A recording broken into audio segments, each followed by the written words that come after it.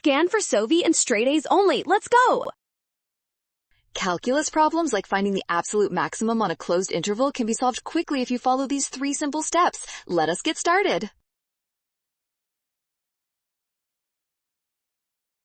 First, find the critical points by setting the derivative to 0. Solving 4x minus 8 equals 0 gives us x equals 2, which lies within our given interval. Now evaluate the function at the endpoints 0 and 3 and our critical point 2.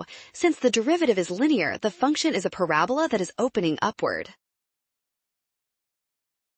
Comparing these values, c is the largest. Since c corresponds to x equals 0, the absolute maximum on the closed interval occurs at the left endpoint. You got this! Nailed it! Scan the code. You can learn better with SOV. Never skip critical points or endpoints. Always check all bounds and verify your critical values.